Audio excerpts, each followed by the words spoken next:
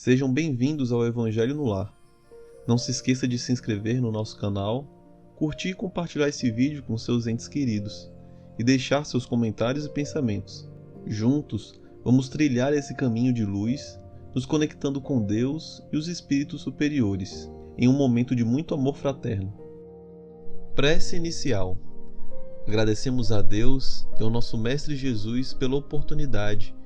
Pedimos para que Deus ilumine a todos os encarnados e desencarnados que irão participar desse estudo do Evangelho.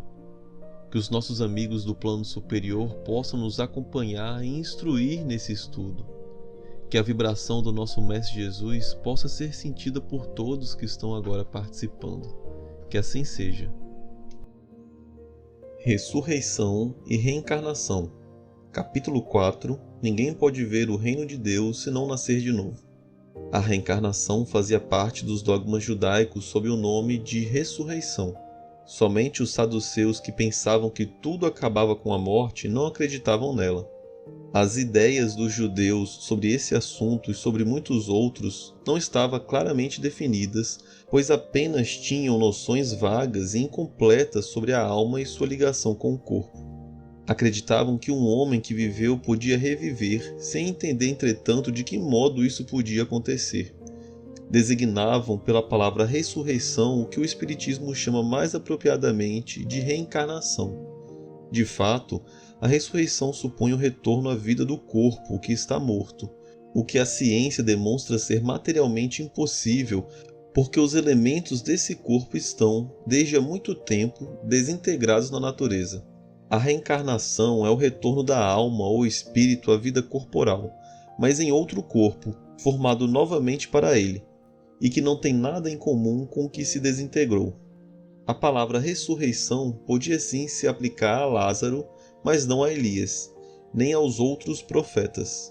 Se, portanto, conforme se acreditava, João Batista era Elias, o corpo de João não podia ser o de Elias, porque João tinha sido visto desde criança e sabia quem era o seu pai e sua mãe. João, portanto, podia ser Elias reencarnado, mas não ressuscitado. O pensamento que João Batista era Elias e de que os profetas podiam reviver na terra encontra-se em muitas passagens dos evangelhos. Se essa crença fosse um erro, Jesus não teria deixado de combatê-la, como combateu tantas outras. Longe disso, Jesus a confirmou com toda a sua autoridade e colocou-a como ensinamento e como uma condição necessária quando disse: "Ninguém pode ver o reino de Deus se não nascer de novo", e insistiu acrescentando: "Não vos espanteis se vos digo que é preciso que nasçais de novo". Estas palavras, "se um homem não renascer da água e do Espírito", foram interpretadas no sentido da regeneração pela água do batismo. Porém, o texto primitivo trazia simplesmente "não renascer da água e do Espírito", enquanto em algumas traduções a expressão "do Espírito" foi substituída do Espírito Santo, o que não corresponde mais ao mesmo pensamento. Esse ponto capital sobressai dos primeiros comentários feitos sobre os Evangelhos, assim como isso será um dia constatado sem equívoco possível. Para compreender o verdadeiro sentido dessa palavra, é preciso igualmente entender o significado da palavra água, que foi empregado ali com um sentido diferente do que lhe é próprio. Os conhecimentos dos antigos sobre as ciências físicas eram muito imperfeitos. Acreditavam que a terra tinha saído das águas e por isso julgavam a água como o elemento gerador absoluto. É assim que na Gênese está escrito: "O Espírito de Deus era levado sobre as águas, flutuava sobre a superfície das águas, que o firmamento seja feito no meio das águas, que as águas que estão sob o céu se reúnam em um único lugar e que o elemento árido apareça, que as águas produzam animais vivos que nadem na água e pássaros que voem sobre a terra e sobre o firmamento". Conforme essa crença, a água tinha se tornado o símbolo da natureza material, como o espírito era o da natureza inteligente. Estas palavras, "se o homem não renascer da água e do espírito, ou em água ou em espírito", significam então se o homem não renascer com seu corpo e sua alma. É neste sentido que foram entendidas naqueles tempos. A mesma interpretação, aliás, é confirmada por estas outras palavras de Jesus: o que nasceu da carne é da carne, e o que nasceu do espírito é espírito, as quais dão a exata diferença entre o espírito e o corpo. O que nasce da carne é carne, indica claramente que só o corpo procede do corpo, e que o espírito é independente dele. O espírito sopra onde quer.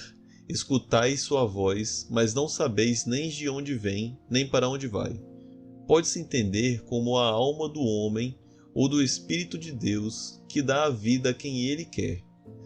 Não sabeis de onde vem, nem para onde vai, significa que não se conhece o que foi nem o que será o Espírito. Se o Espírito ou alma fosse criado ao mesmo tempo que o corpo, se saberia de onde veio, uma vez que se conheceria seu começo. De todos os modos, esta passagem é a confirmação do princípio da pré-existência da alma e, por conseguinte, da pluralidade das existências.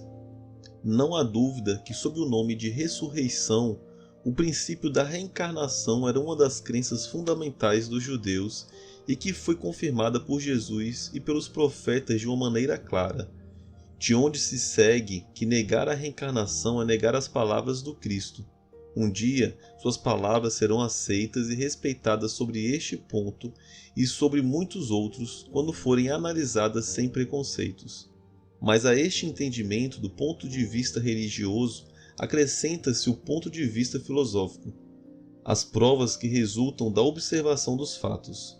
Como todas as causas têm um efeito, a reencarnação aparece como uma necessidade absoluta, como uma condição inseparável da humanidade. Em uma palavra, como uma lei natural.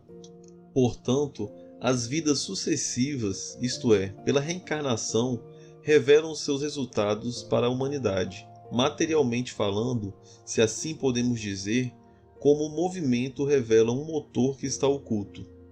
Só ela pode dizer ao homem de onde vem, para onde vai, por que está na Terra e justificar todas as desigualdades e todas as injustiças aparentes que a vida apresenta.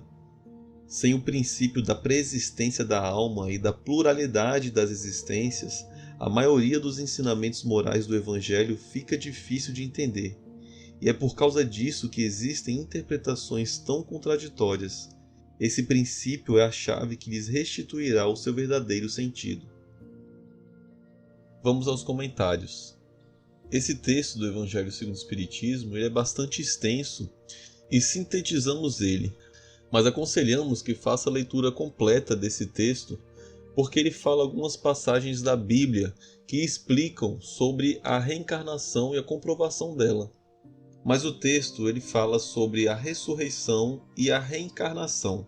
Esses são dois conceitos que muitas vezes são confundidos, mas elas são bem distintas. Porque a ressurreição é o retorno à vida de um corpo que morreu. E essa é uma crença que existe em muitas religiões, mas que é materialmente impossível, porque o nosso corpo material, ele com o tempo, depois que a gente morre, ele se desintegra na natureza. Então seria materialmente impossível a gente conseguir habitar novamente aquele corpo que morreu. A reencarnação, por outro lado, é o retorno da alma ou do espírito à vida corporal, mas em um outro corpo, que é formado, que é criado para ele.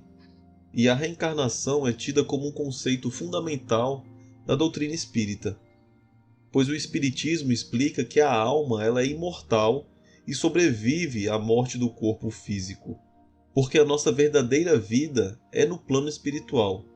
E como todos os espíritos estão numa jornada evolutiva, eles vão reencarnar várias vezes em diferentes corpos. E esse conceito fundamental da doutrina espírita, que é a reencarnação, explica muitas coisas que seria difícil entender sem ela. Por exemplo, ela explica por que existem crianças prodígios, ou seja, crianças que têm uma inteligência extraordinária ou um talento extraordinário para a idade dela. Explica também por que pessoas nascem com deficiência física ou intelectual. E também por que algumas pessoas parecem ter uma ligação especial com outras que já morreram, ou que estão encarnadas. Outra coisa que a reencarnação explica é a lei de causa e efeito, porque diz que toda ação tem uma reação. E de acordo com o Espiritismo, as nossas ações em cada vida vai determinar as nossas condições da vida seguinte.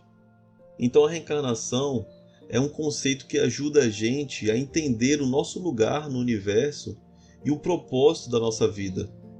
E o texto ele fala sobre isso, esse conceito fundamental tão importante defendido pela doutrina espírita.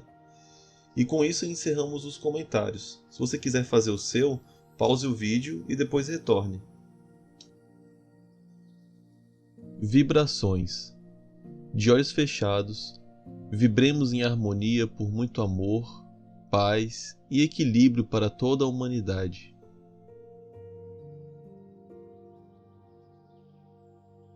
Pela implantação do Evangelho em todos os lares, pelo equilíbrio e paz de todas as famílias,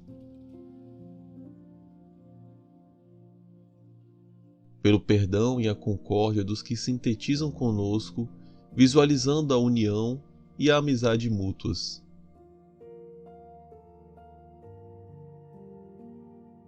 Pela cura e sustentação dos familiares e amigos, pelos presentes na reunião,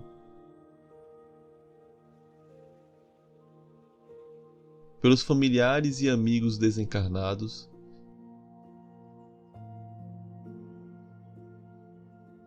pelo lar onde está sendo feito o Evangelho.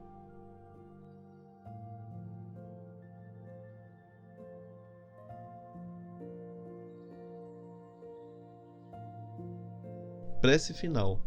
Agradecemos a todos que participaram neste Evangelho, principalmente nossos benfeitores espirituais que nos assistiram e guiaram para um bom entendimento. Pedimos que nos ajudem a pôr em prática os ensinamentos do Evangelho aqui aprendidos e que possamos nos sentir fortificados na prática do bem e do amor ao próximo. Desejamos aos nossos irmãos sofredores a ajuda necessária para o seu adiantamento e o perdão por qualquer falha que podemos ter cometido com eles. Pedimos que nos livrem dos maus pensamentos e que nos ajudem a não darmos entrada a nenhum mau espírito que queira nos induzir ao mal. Que Deus, nosso Mestre Jesus e os bons espíritos possam nos guiar no caminho do bem e nos envolvam em um manto de muita luz e amor. Que assim seja. Curta e compartilhe esse vídeo. A maior caridade que podemos fazer pela doutrina espírita é a sua divulgação. Assim daremos a oportunidade para os outros conhecerem também o Espiritismo. Até a próxima, amigos!